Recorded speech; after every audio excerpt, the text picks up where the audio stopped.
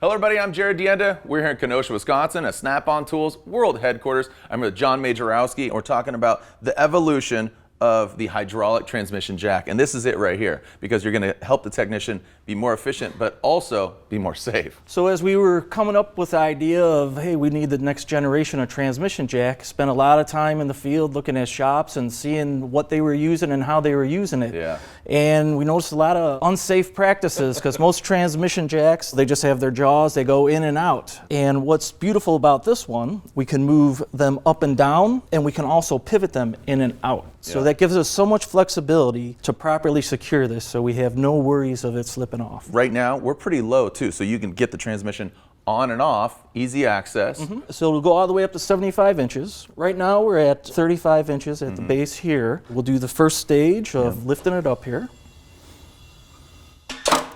Gets us about halfway. Yep, and then it's locked in here, so if the air disconnects or you lose air pressure, it's not just gonna collapse down. Now, make sure the valve is closed. Got the snap-on handle here.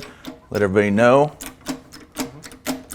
You know, the other part is being able to get the transmission back in the vehicle as quick as you can and as precisely as you can to have it lined up. So as we do our adjustments here, so you'll notice how easily these cranks work. So we got ball bearings and thrust washers in here. Well, John, with it being that high, to be honest, you need a solid foundation. Not only are we a little wider than other transmission jacks or ones that we've had in the past, we actually have a lot thicker steel than before. So, I mean, it is super robust, and we also have 5-inch casters, which really help it roll easily around any shop floor. Efficiency, safety, innovation, Snap-on Tools delivering. So talk to your franchisee today and pick one up.